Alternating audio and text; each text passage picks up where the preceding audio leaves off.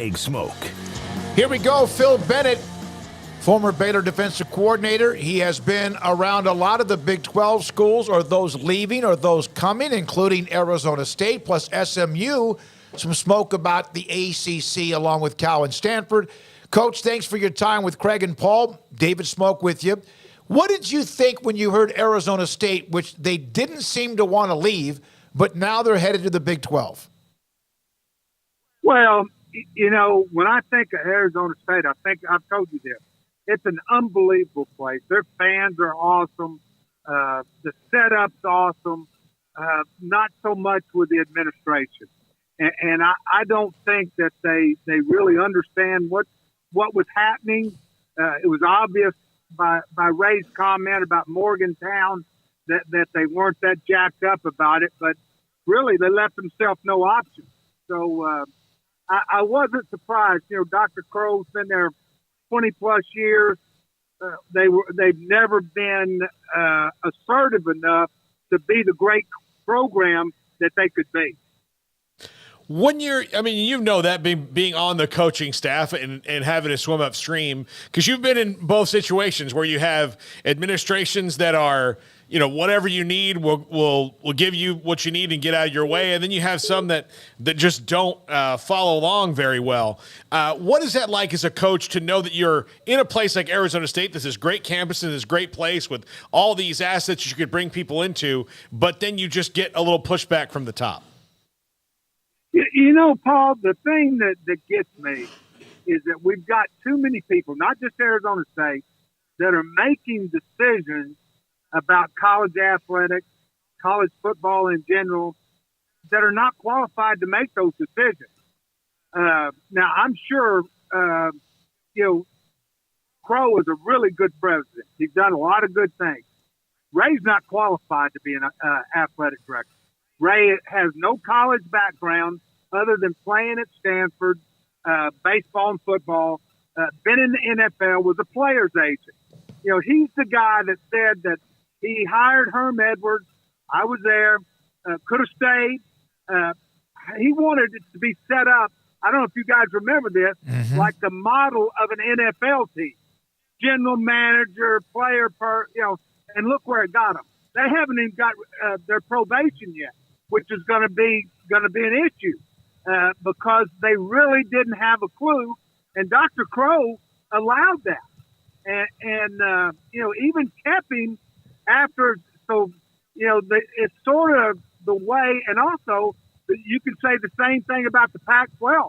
When I was there, I didn't think they were very assertive at all, like the Big 12, the SEC, the Big 10, of selling their product. I just feel like it's been very underachieving in a lot of ways. Coach, from a coach's standpoint, how much does what conference you're in matter, and how does that matter? And as like a B-side to that, now if you're Baylor, TCU, Texas Tech, how much does it matter having Colorado, Arizona as part of the territory, so to speak, and vice versa? If you're Arizona State and Kenny Dillingham, now you know you're going to play games in Texas. How much does that matter, if at all, or do we overrate that? Well, no, I think it matters. Now, let's be honest. You know, I'm 68 years old. The Pac-12 is a historical conference. You know, and 2 years ago, when David called me and said I was going to be on, I thought of this conversation. A guy that's very high in the bowl championship series told me one night over dinner and drinks, he said by 2026, there's only going to be 64 teams that are D1. And there's going to be 4 divisions of 16. And all the rivalries will be back in place. And after that, those 64, there's going to be the rest of them. And he said, and they're going to have their championship, and the large schools are going to have theirs. I called him when this went down with the Pac-12. And I said, do you sticking by your statement? He said, absolutely. He said, television knows they can't exist. Now, the one issue that I think it's a win for the Big 12, but the one issue that they don't have, and David, you and I have talked about this before, they have no blue bloods in that conference. And when you don't have a Texas, an Oklahoma, Alabama, a USC, a Michigan, no blue bloods, television is going to be run by the people that make those decisions. And I think that, though I think it's going to be a great conference, a competitive conference, you just can't say out of our 16 teams, there's a true blue blood in there.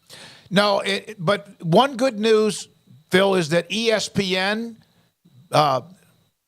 put their chips in with the Big 12, and Fox did too, and they did not with the Pac-12. So you're right. There's no alpha as far as tradition, all of that. Can somebody come out of the ashes? And I don't want to. That's probably not the right word. Can somebody come out among those who will be a part of the 16 and be a blue blood, or is that a 100-year type of story? You know who the last earned blue blood in my mind was?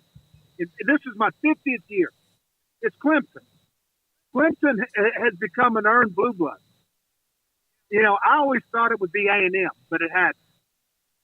For whatever reason. I always thought, and you and I have talked about this, I thought between facilities, I always thought A&M had the chance to be that next, if you sit there and you look at it and you throw them out, even though they're not sometimes great in football, you've got UCLA, USC, Texas, Oklahoma, Nebraska used to be, which would rule they might get back.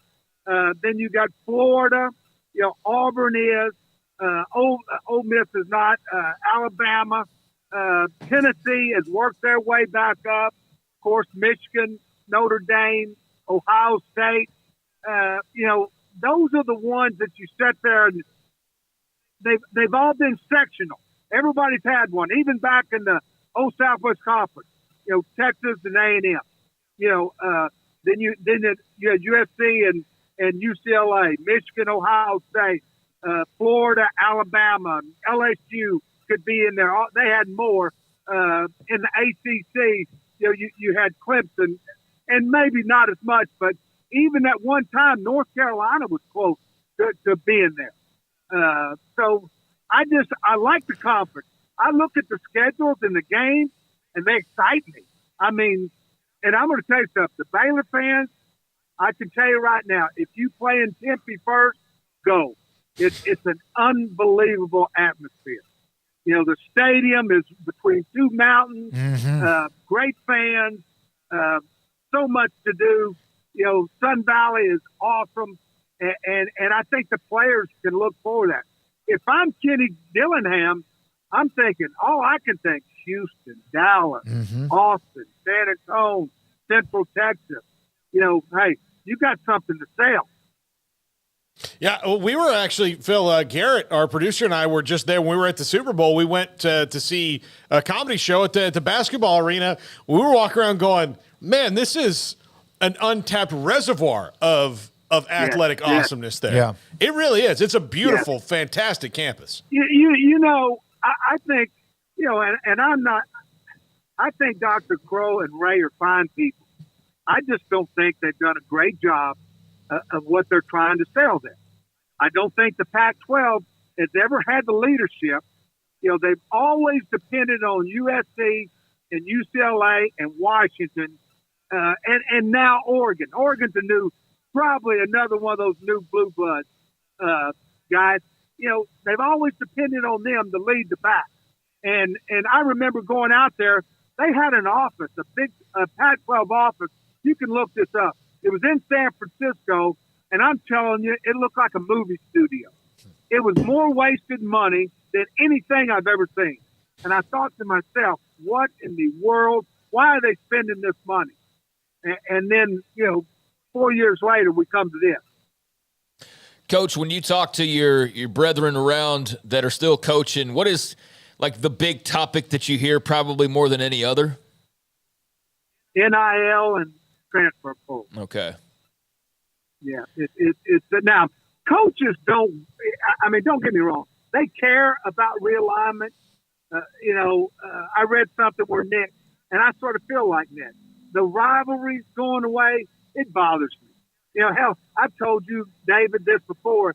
If I had my drummer, we'd still be in the Southwest Conference. But it just the television has become such an influencer over who you are, what you are, that it bothers me. But at the same time, I understand. Now you got coaches. I talked to friends of mine. How they had no vacation this year because they're recruiting all summer. Mm-hmm. They have got to get this calendar. I saw Matt Rule down at the Texas High School Coaches Association. Hey, he's had no summer. His staff has had. There's, and you know what? You eventually burn out.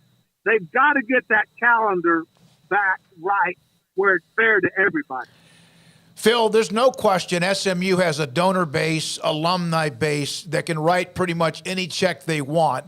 They were on the edge of being perhaps a part of the Pac-12 along with San Diego State, and then that basically blows up. Now there's even thoughts that perhaps they might be in consideration or discussion, maybe with the ACC along with Cal and Stanford. What would that mean? How thirsty are they to be a part of this? And aren't they someone who can write pretty much whatever exit fee check they need? They've got to be willing to do it. Yes and no. When I was there, they didn't. There's a reason why TCU's at and where SMU's at. And trust me, I don't have a problem saying this because I told everybody there.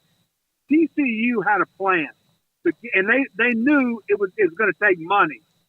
We would, especially when I was there, with the academics being what they were, we were not willing to spend that money. TCU said from the get-go, we're getting back to being back then a bowl team and in a conference. And they spent the money every way, recruiting, stadium, all the things. SMU, other than bits and pieces, they felt like when I got there, they had built the stadium, and that was our debt service. And somebody has got to say, hey, now is the time. Now, it would be absolutely a home run if that could happen. If they were able to get in with Cal and with Stanford and SMU in that league, I would tell you it would be a home run. And I would hope Dr. Turner and some of the powers to be would jump all over that because I truly believe it could save SMU football. Which, with Colorado, Dion, who's given them an oomph, they still got to go do it. And then obviously you mentioned Dillingham, and he made it clear, so did Jed Fish at Arizona, that they're going to Texas. They're going to go find and probably camp out in the state of Texas, and among the others, including Utah. And Whittingham's done an incredible job. Utah, someone described them as a ball of razor blades. They play football the way I remember. Yeah? They're the Baylor of the Pac-12. When we were there, they evaluate their ass off. You've never heard of these kids. They recruit behind rocks. And then you play them, you go, who the hell is this? And they coach the dickens out of them. Listen, we were fortunate. We start when I went to Arizona State. We lost our quarterback the first couple of games. We lost some very close games, and we weren't. I didn't have the defense going yet. After the third or fourth game, we played Oregon. They were undefeated with Herbert, the quarterback. We got on a roll, and we played Oregon. We beat Oregon. We beat Washington. Then we went to Utah. They were undefeated, and we beat them. But let me tell you something. They didn't lose another game, and I told him after the game they were the best coached team I had seen in a long time. And their kids and the atmosphere. Another game. People say, it's West Coast football, but that atmosphere in Eccles Stadium is electrifying. I mean, there's not a seat there. There's an ass on every seat, and those Mormons are loud. so it compares to BYU. Yeah. I played at both of them. So wait a minute, you had to play let me get this straight again. You played who in a row? You had to play Washington, Oregon, Now, or Washington? I'm not sure they were enrolled, Right. but here's how we played them.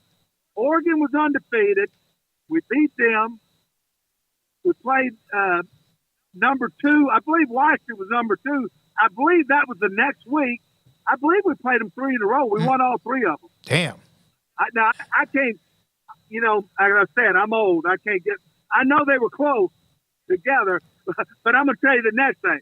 We had USC at home, and I remember Todd Graham making a statement. He goes, I'll tell you this. They had just lost to Notre Dame at Notre Dame in the rain. Sam Darnold was the quarterback. He said, we'll wear them out. And I said, don't say that. And we got beat. Hey, a verbal commitment. We're wanting you again. I know you got things you have to do, but we would love to have you on when we can, once the football season starts, as many times as we can. Yeah, I'd like to. That's sort of going to be my life. That keeps me studying it and watching it. And like I said, I enjoy the sharing the thoughts of it. We will have you on, and I will be in touch, and we'll work out the day and the time. Thank you, Coach, as always, for all of the reminiscing and also the insight from you being in some of these schools and what's happening with college football. The great Phil Bennett with us on 365 Sports. We appreciate his time. Ray's not a very good